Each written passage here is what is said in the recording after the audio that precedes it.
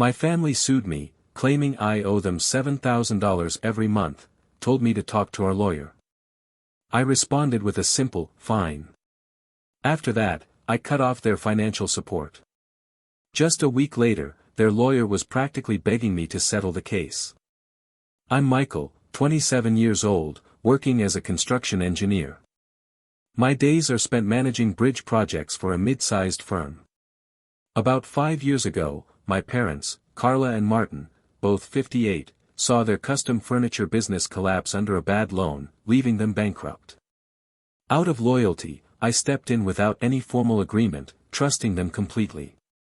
I wired $2,900 each month to cover their mortgage, utilities, and home insurance. On top of that, I send $300 monthly to my sister Lena, 23, a marketing graduate, for her phone bill and car insurance, thinking she'll pay me back once her career picks up. They called me their rock, their anchor, but never once hinted at repayment, never asked for it. I've been saving up for a house near a new project site, my first step toward independence. Last week, I texted them that I was reducing my support to $1,200 a month for mom and dad, and just $100 for Lena so she could buy her own home. I suggested we plan our budgets. I waited, but no reply came. I figured they needed some time to process it, they might have been hurt but would come around. Then Tuesday mid-morning, I was on site, squinting at rebar specs under the loud roar of cranes when a process server in a cheap suit pushed through the chaos and handed me papers. My stomach sank. Carla, Martin, and Lena were suing me for $7,000 a month, $15600 for my parents and $500 for Lena, claiming that my previous payments created an implied moral obligation. Their lawyer, Mr. Delaney, demanded I communicate only through him. It hit me like a beam snapping and crushing me. I felt like the ground had dropped out from under my feet. My entire family had turned against me, Lena included. I stumbled back to my truck, locked the door, and clutched the papers until my knuckles turned white. Memories flooded in, Lena cheering at her college graduation, Dad's proud slaps on my back, Mom's tearful hugs. They're just ash now. They didn't call or warn me, they just sued. Turns out, I'm not their son anymore, I'm just their ATM. Rage bubbled up inside me like a volcano about to erupt. I quickly dialed Ms. Greer, a tough-as-nails family law attorney who's been recommended by a foreman I trust. They want a legal showdown, I'm ready to fight back. I say with trembling voice but firm resolve that I'll go toe-to-toe with them. I started digging through bank records, every cent I've ever given them, getting ready to build what feels like a fortress of defense. Back at my apartment, the lawsuit papers are spread out on my kitchen table, they're a grim reminder of the ambush at the construction site. My phone stays silent, no apologies or explanations from Carla, Martin, or Lena. The betrayal from my own family stings worst of all, especially from Lena, my little sister. Their finances are separate from mine, they're like rust on steel, corrosive and unavoidable. I power up my laptop with a clenched jaw and log into my bank accounts. Though their finances are separate, I've been wiring them $2,900 every month for 5 years, covering their mortgage, utilities, and home insurance, and an extra $300 on my credit card for Lena's phone bill and car insurance. The only thing standing between us now is Mr. Delaney's cold legal language, no trust left after that. No more carrying their weight, I mutter as I cancel the automatic transfers and utility payments with a few clicks. The screen confirms each cancellation, each one feels like severing an important cable but it's necessary and brutal. In a surge of anger, I notice Lena's Spotify and Hulu accounts linked to my credit card, they're always blasting music or binge-watching shows, texting me playlists as if we're still close. I cancel both subscriptions, knowing it'll sting her, a spiteful move but one I can't help making. The second I hit confirm though, guilt hits me hard, I know she'll cry about losing everything, and Mom and Dad will spin it into their victim story. I curse under my breath, stupid move, Michael. I quickly call Ms. Greer again, her sharp voice is like a lifeline in this mess. She confirms that my support wasn't legally binding, just voluntary on my part. She tells me to get every record possible, every dollar sent to Carla, Martin, and Lena. I spend hours pulling bank statements, adding up to $177,000 paid to Carla and Martin over 5 years, and $18,000 to Lena during that same time. Old texts from Lena pop up on my phone, things like, "You're the best brother," with a heart emoji after I covered her insurance last year, all proof of the bond that's now shattered by their lawsuit. I forward everything to Ms. Greer, my chest tightens as I do it. That Friday, I'm back on site managing a crane lift when Nina, my project manager, pulls me aside with a serious look on her face. She tells me the ethics board received an anonymous complaint claiming that I was billing personal legal expenses to project budgets. My stomach clenched tight with a sudden wave of nausea. Lena's marketing job made her aware of how my company monitors expenses, and she probably fed that info to Mom and Dad. I showed Nina my personal bank statements, confirming that every legal cent came from my savings, not the business funds. The board cleared me, but whispers spread among the crew, "Michael's shady, Michael's in trouble." "They're attacking my career," I tell Miss Greer over the phone, fists clenched and a hard hat hanging from my hand. She remains calm but firm. "Document everything," she advises. This is their first misstep. That night, I sit on my couch staring at blueprints strewn across the coffee table, their lines blurring as guilt starts creeping in. Cutting Lena off feels like betraying the little sister I helped raise. She's the one who used to beg me for piggyback rides and hugs. But their lawsuit, with Carla, Martin, and Lena's names on it, rewrites our history. I built a safety net for them, not an empire for us all. I try to steady myself, reminding myself that I'm just trying to hold on to my resolve. Canceling her streaming was a stupid, reckless move that only feeds their sob story. I picture Lena's teary voice, her mom's accusations, Dad's righteous anger, all painting me as the villain. Sleep won't come, my mind is full of battle plans, fighting to keep the house I dreamed of, the one I texted them about, yet that dream feels further away every second, but I refuse to give up. They drew the line, lawyer-only communication, no trust. Fine, I'll fight like the engineer I am, precise and unwavering, even if it means tearing apart the family I thought we were. My phone buzzes, a notification from my bank. Transfers cancelled, accounts locked. It's done. Now I wait for their next move, knowing it's coming, and it won't be gentle. After I cut off their financial lifelines over the weekend, I still feel stunned. Their support was more than just money, it was part of our family bond. From the ethics complaint that threatened my job to the construction sites humming with activity, cranes grinding, welders sparking, it usually helps me stay grounded, but right now it just feels like a spotlight on my failures. Lena's texts, once full of playlists and gratitude, especially her "You're the best brother" messages from last year, haunt me. And now her name appears on that lawsuit paper alongside Mom and Dad's, like a death sentence for our connection. My apartment feels like a bunker, blueprints and bank statements scattered everywhere, my only weapons against their betrayal. Sunday night, my phone rings, it's Lena, her voice raw with tears. "Michael, how could you cut me off? I can't even afford my phone anymore," she sobs. "You're abandoning us," she accuses, and I freeze, stunned. Her marketing job pays for basics, her tears are about the $300 I covered, not survival. "So you sued me, Lena," I say, my heart sinking like wet cement. Her sobs sharpen, "You're heartless." She hangs up before I can respond. Guilt claws at me, but I carefully log every detail, time, date, her words, sending it all to Ms. Greer. Lena's pain seems real, but her name on that $7,000 a month lawsuit alongside Mom and Dad's screams feels like manipulation.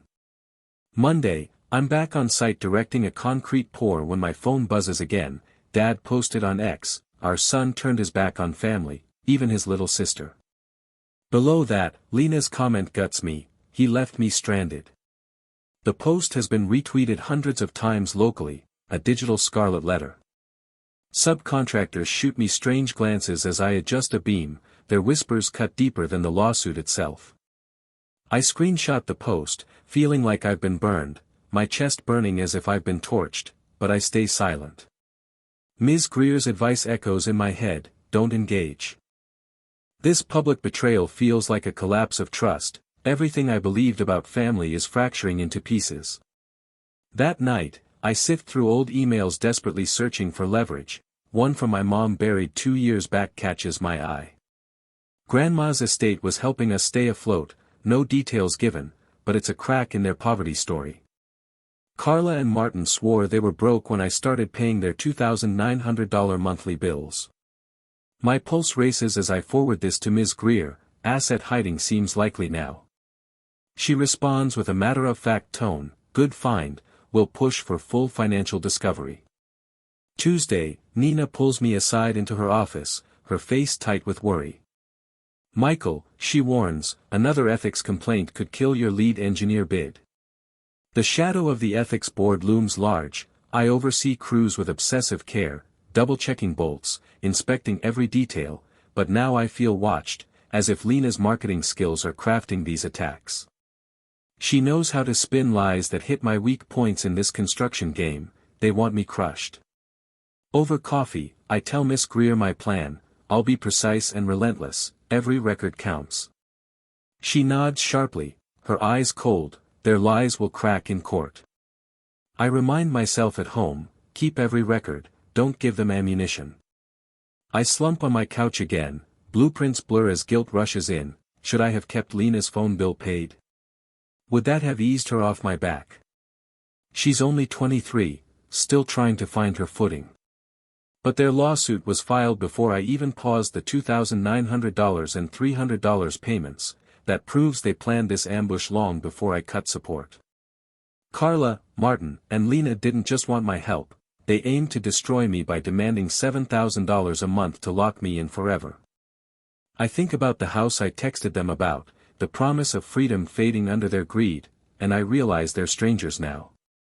I tell Owen, my welder friend, over a beer with trembling voice, I'm fighting ghosts, the family I loved. Lena's piggyback rides, Dad's proud grins, Mom's hugs, they're all slipping away, it's breaking me inside. Sleep feels useless, my mind is racing through plans like a bridge under deadline, urgent and unstable.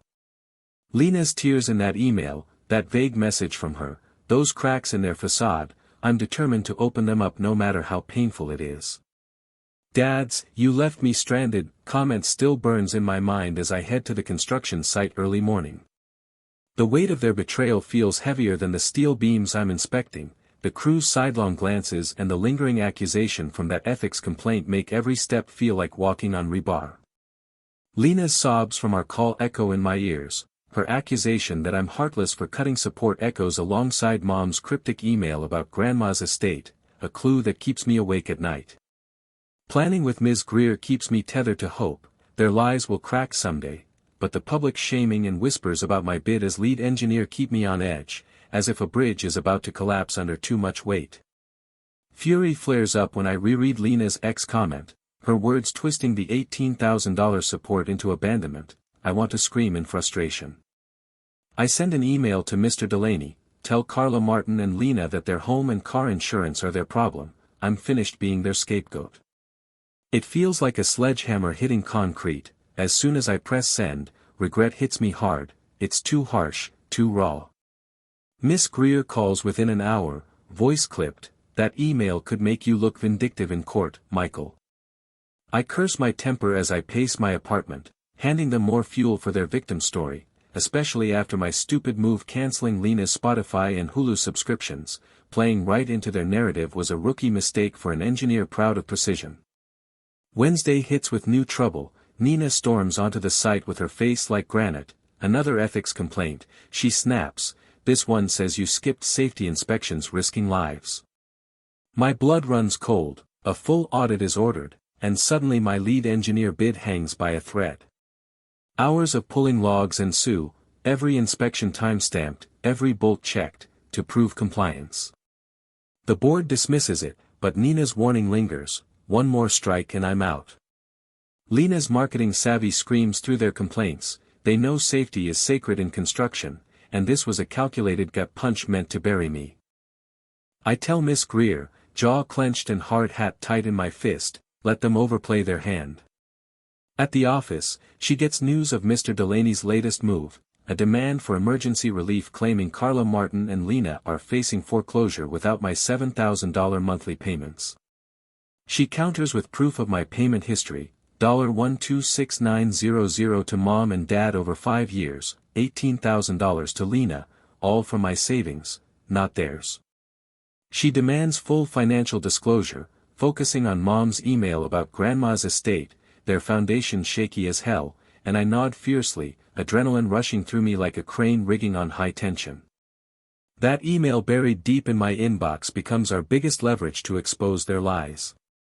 Thursday drops a bombshell. A local construction blog reports, engineer abandons family, quoting Lena saying, Michael left me with nothing.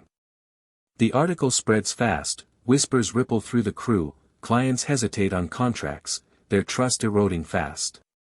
My phone pings with hate mail calling me a deadbeat. I want to scream that they're wrong, that those $18,600 support payments were real, that our house dream has been deferred by this lawsuit surprise, but Ms. Greer's calm voice anchors me. Let the judge decide. The feeling of isolation hits hard, as if every stare is a nail in my confidence. I think back to my text about reducing support to $1,200 and $100, and how they twisted it into this mess. Lena's tears from our call haunt me, as her smile at graduation flashes behind every lie. I see her trying to stand with mom and dad instead of me in that $500 a month lawsuit demand. My insurance email was reckless. A fiery mistake that could cost me dearly in court, just like canceling her streaming subscriptions fed their sob story, making me out to be the villain again. I tell Owen over beers, with tears in my eyes, that I'm not their contractor, I'm their victim, and it hurts so much I can barely speak. He nods sympathetically but can't fix this fracture inside me. I feel like I'm fighting ghosts, the ghosts of a family I once loved, Lena's piggyback rides, dad's proud grins, mom's hugs, they're slipping away fast, it's breaking me apart inside. Sleep feels pointless now, my mind races with plans, like a bridge under deadline, trying to hold everything together while Lena's tears and dad's accusations echo loudly in my head, there are cracks in everything I believed in before this nightmare started. That email from dad about leaving me stranded still burns in my mind along with Lena's, left me with nothing, comment as I head out early to work on site, the heavy weight of betrayal feeling worse than the steel beams beneath me, the crew giving sidelong glances and whispers making every step feel like walking on rebar beneath my feet. Lena's sobs during our call still echo, the accusation of my heartlessness for cutting support, and mom's cryptic email about grandma's estate, a clue that keeps me awake at night, fueling more plotting with Ms. Greer because I believe their lies will eventually crack open wide enough for truth to spill out. Their public shaming and whispers about my bid as lead engineer make every move feel risky, as if a bridge teeters under too much load, and rage bubbles when I reread Lena's comment, her words twisting those $18,000 payments into abandonment. I want to scream in frustration at how they've lied so thoroughly now. I send an angry email to Mr. Delaney telling Carla Martin and Lena that their home and car insurance are on them now. I refuse to be part of their scheme anymore. I hit send feeling like a sledgehammer. Instantly regret hits me, it feels too sharp and unforgiving. That mistake adds fuel to their victim narrative even more so after canceling Lena's subscriptions earlier was another rookie move for an engineer who prides himself on precision and control. Wednesday arrives with new trouble. Nina storms onto the site furious. Another ethics complaint, she yells, says you skipped safety inspections risking lives. My blood runs cold at that news, a full audit is ordered immediately, and suddenly my lead engineer bid is hanging by a thread as hours of pulling logs prove compliance with every inspection time-stamped and bolt-checked. That board dismisses it but Nina warns, one more mistake and I'm out for good.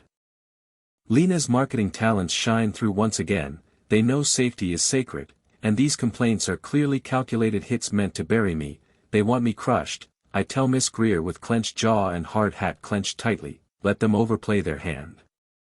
In the office later, she reports Mr. Delaney demanding emergency relief, claiming Carla Martin and Lena face foreclosure without my $7,000 monthly support, and she counters with proof of every payment made, $126900 to parents over 5 years, $18,000 to Lena, all from my savings, not theirs, and demands full disclosure based on mom's email about grandma's estate. Their shaky foundation exposed as we speak, that email buried deep becomes our ace because it cracks open their entire facade of poverty and deception. That day marks our first real chance to prove all those support payments were from my heart, not some obligation they manipulated out of me.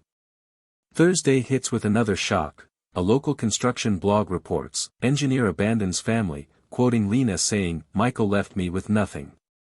The story spreads fast among workers, whispers turn into concerns, clients start hesitating on projects, all trust dissolving quickly, and my phone floods with hate messages calling me deadbeat. I want to scream that those payments were real, that our house dream was real, that this lawsuit blindsided me, but Ms. Greer calms me down. Let the judge decide.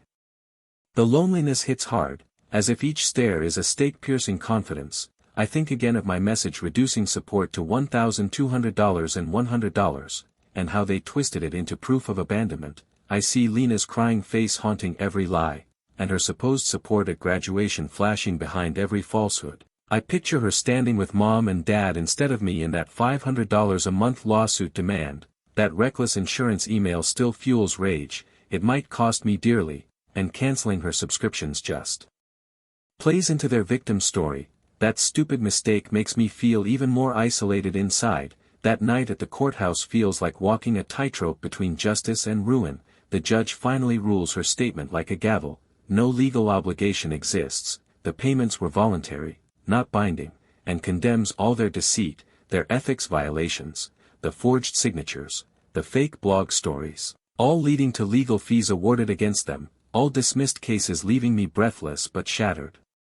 Inside, as Lena's sobs join Carla's, a sound that should hurt but leaves only numbness, the house of cards they built crumbles completely as I clutch my hat and stare at what once seemed solid, the site where my crew works, the house I might still build, the future slipping away as I realize everything has changed.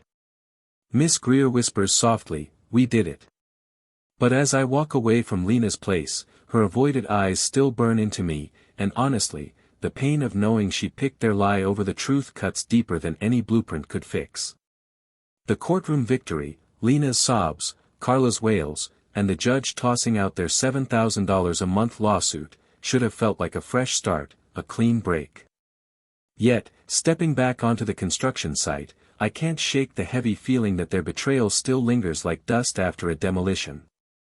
The fake $60,000 loan, the secret $350,000 lakefront cabin, and Lena's involvement in the scam that Ms. Venter uncovered, they all keep swirling in my mind. My hard hat feels heavier than ever, battered from months of fighting ethics complaints and dealing with that damning blog post quoting Lena Michael. I lost everything, my confidence, my sense of stability. The reckless things I did, like canceling her Spotify and Hulu subscriptions and that sharp email about their insurance, those haunt me now.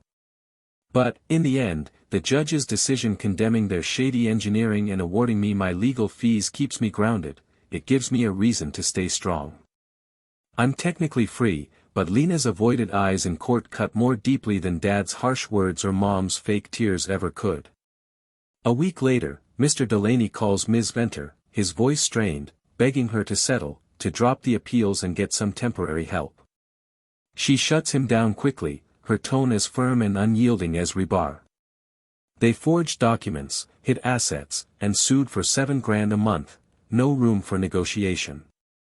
That night, my phone buzzes with Lena's message, "Michael, I'm sorry, I can't afford my car."